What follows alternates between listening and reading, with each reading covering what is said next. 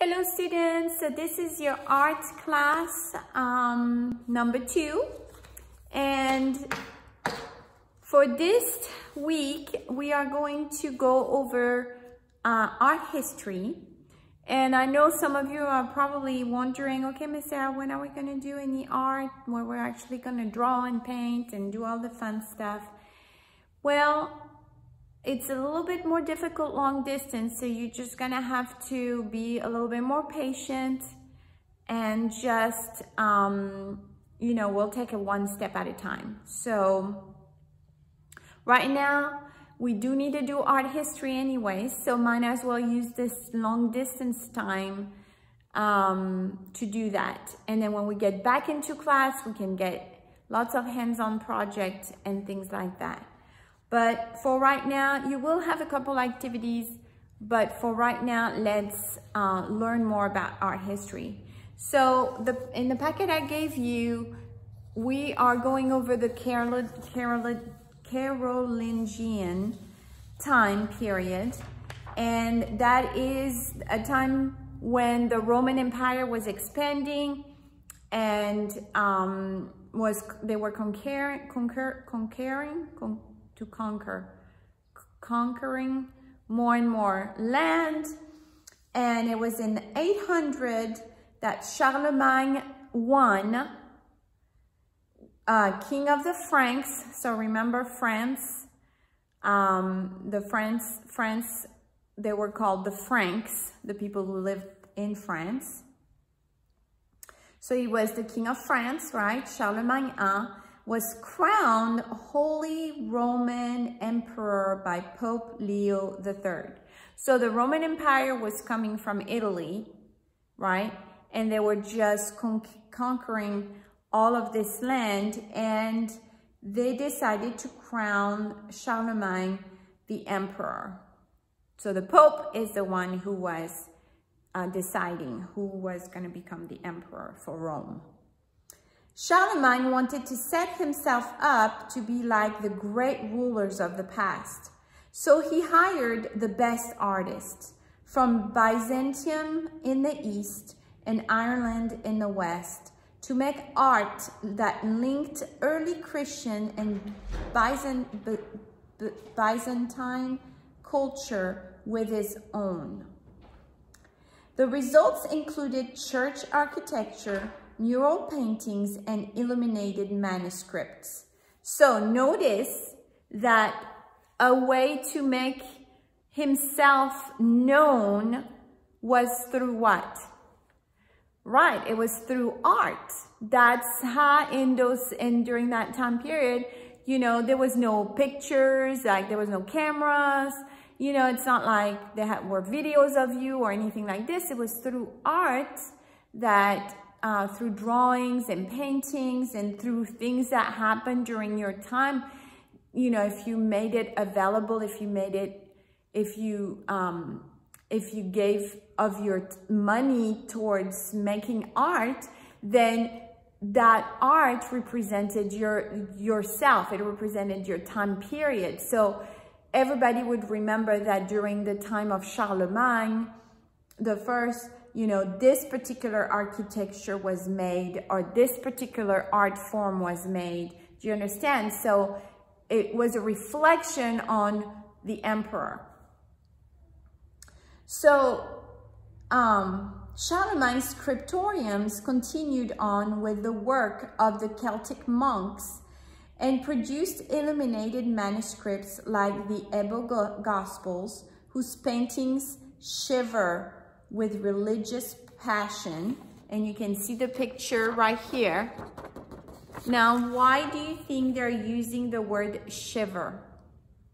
They're saying that in those Ebbo Gospels, the paintings shiver with religious passion.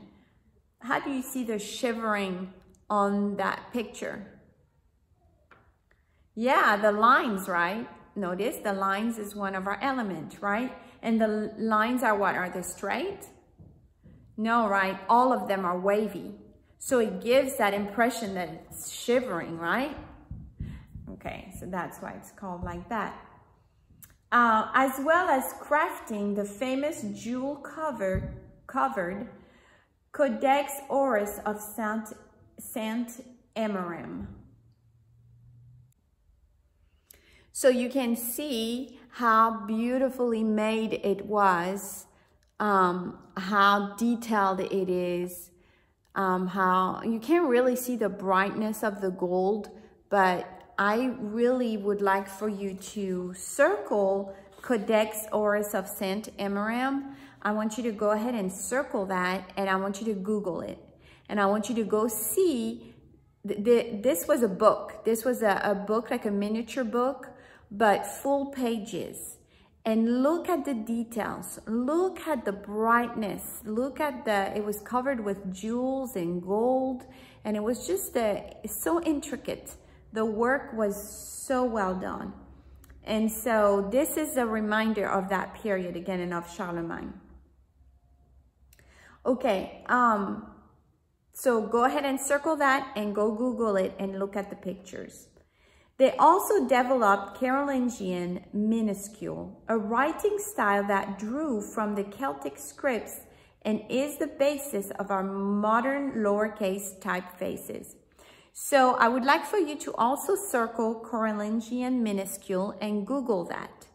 And look at how their penmanship was done. And it became the Latin standard for reading the Bible, because they wanted the Bible to be able to be read from one region to the other without any problem. So they developed that standard of letters and script. And so I want you to go look at what it looks like, because it is the base for our type of writing, right? Our handwriting, our calligraphy. Remember, calligraphy is the way that you write your handwriting. Well, it's the same thing. They developed basically their own calligraphy, and it became the Latin standard for the Bible to have and be read. Okay. Carved out of oak at the very end of the Carolingian period, the Gyro cross is this one right here, is the oldest large sculpture of the crucified Christ. The Gyro cross is also the oldest depiction of a dead Christ on the cross. Before this time in art history, artists showed Jesus hanging on the cross, dying, but still alive. So that's very interesting to me, that it's during that period that the very first Christ showed as being dead on the cross was done. This right here was done out of wood. So that's carved, it says it's carved out of oak. Imagine, just look at all the details and imagine the amount of work that went into this to carve this out of wood. It's incredible.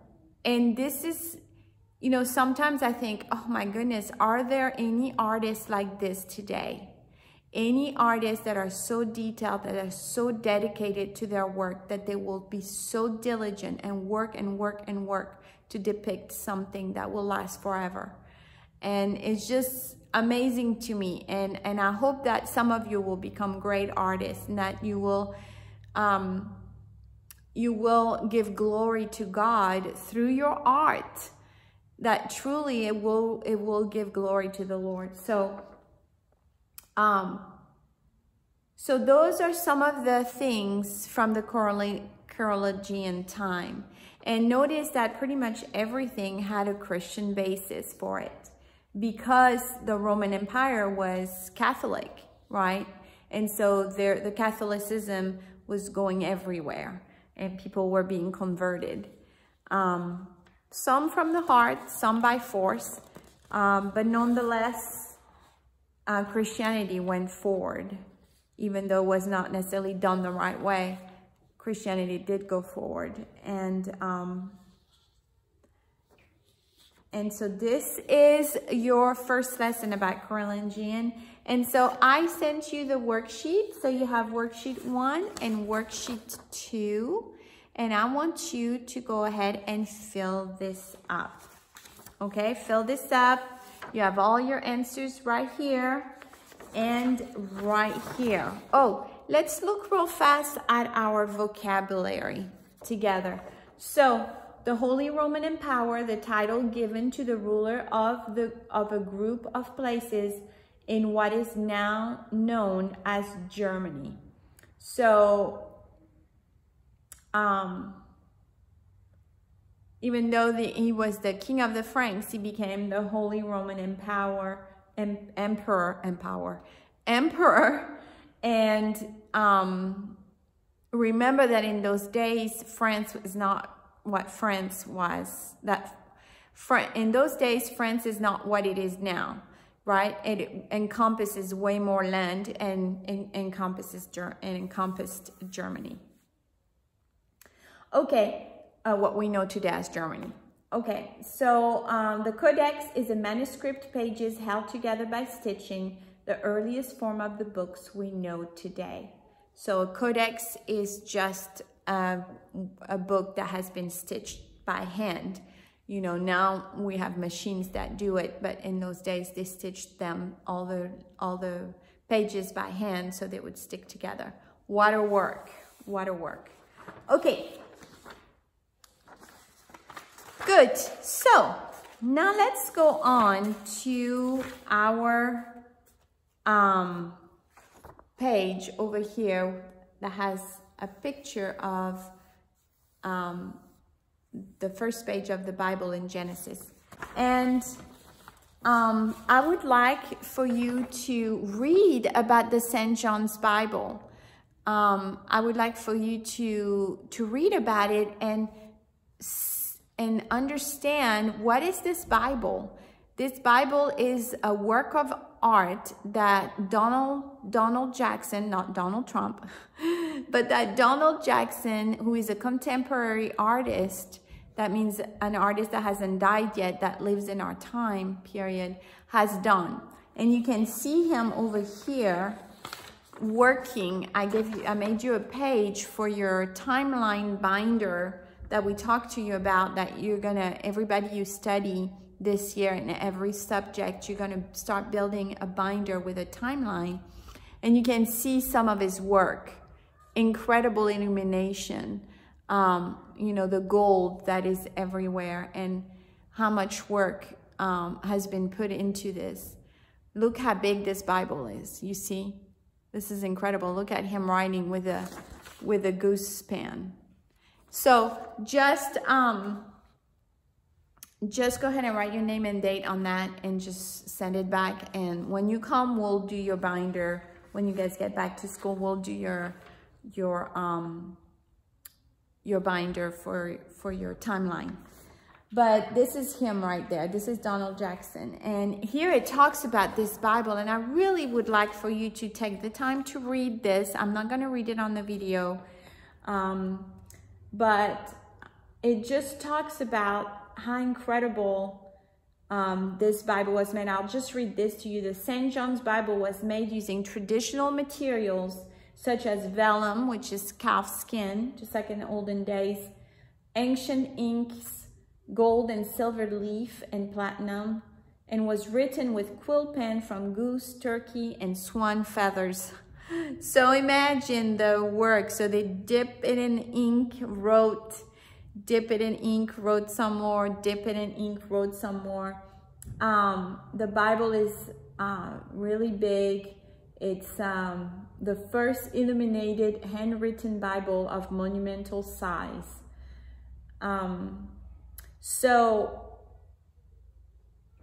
incredibly too is that they have like modern thing that they've added to their illumination. For instance, in Acts, when they talk about bringing the gospel to the end of the earth, they actually have the first vision of earth as seen from space in the Bible. So, you know, it's this work is gonna last forever, and it's something that you know, years from now. You're gonna study him. He's our contemporary artist, which means he's not dead yet. And of course, because he's the one who did the St. John's Bible. And you're gonna read a little bit about his life. And there's a few things in there that he talks about that even though he is a Christian, a little bit of his thinking is a little bit humanistic. And I don't know if you have maybe seen that sometimes as Christians, if we're not careful, we start talking like the world starts talking. And even though we believe differently, we might use the same language. And that's what he does. And so I want to bring to your attention a couple of those things. Before I tell you those two things, I just want you to look at his art. Look how beautiful this art is. This is one of the illumination on the Bible, and it's about creation. And so you'll read all about what it means, what each part means, because that's the first day, second day, third day, fourth day, fifth day, sixth day, and then the seventh day. And it talks about, and pay attention to the little square, the golden square that represent God and the number of days. So, so you'll read all about this and you'll see the amount of work that he's put into it. But I want to point out to you a couple of the things that he says. And it's especially this part where he talks about faith. So let me read to you that little passage because I want to point out to you how that particular way of thinking is a bit humanistic. He says, how does faith work itself out in your art? This is what he says. I have always understood and had faith in the knowledge that our gifts are just that. Gifts from our parents and the divine spirit. Whatever name our traditions give to that divinity. That being my belief, it follows that if I have received a gift from God, I must use it as best I can. Not to do so would feel wrong to me. And so I want you to see what he says. He says that our gifts are gifts from our parents and the divine spirit. And so you know how right now in our society you have lots of people that believe in a higher power, great spirit, yes. And so that's what he's talking about. He's talking about, you know, you can give it whatever name you want according to what you believe. And the truth is, the Bible tells us not to do that. That there is only one true God, and it's Jesus.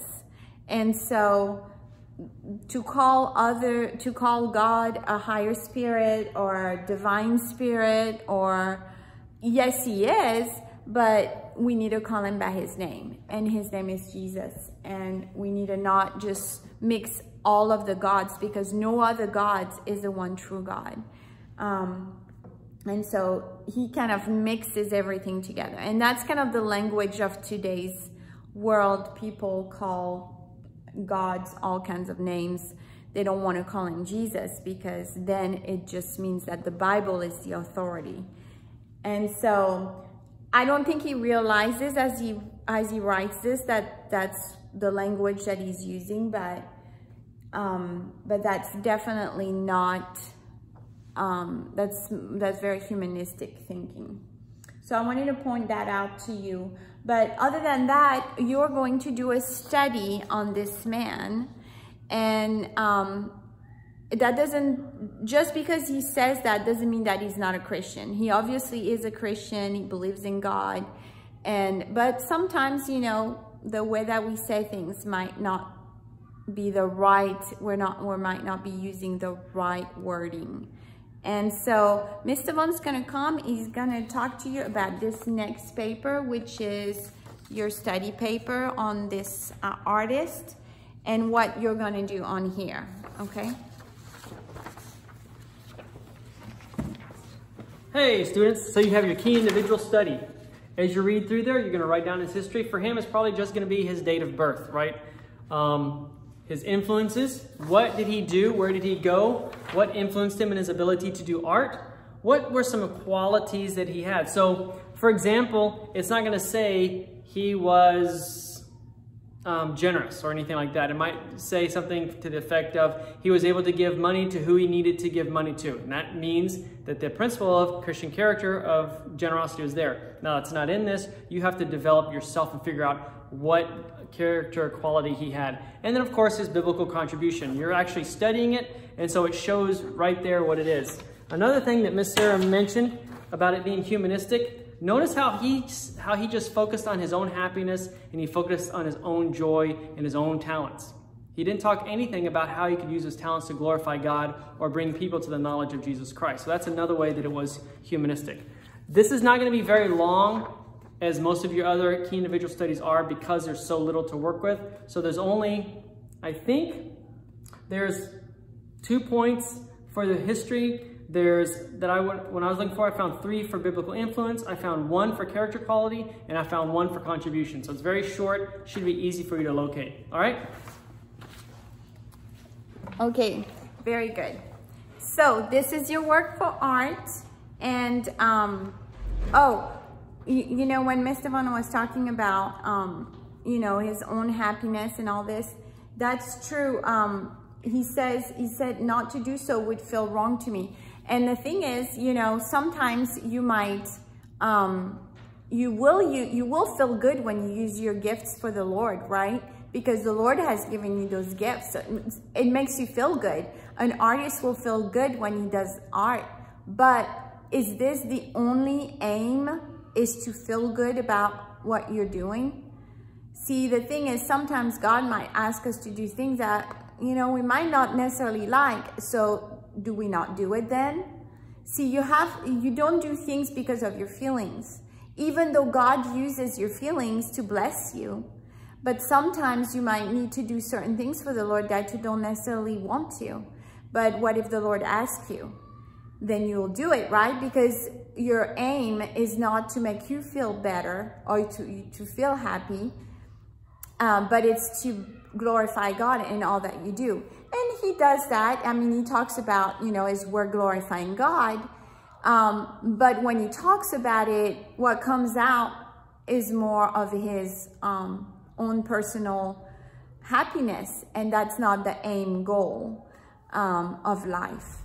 So those are little things that, you know, we need to be careful when we speak. And when what we transmit to others about our faith and our belief.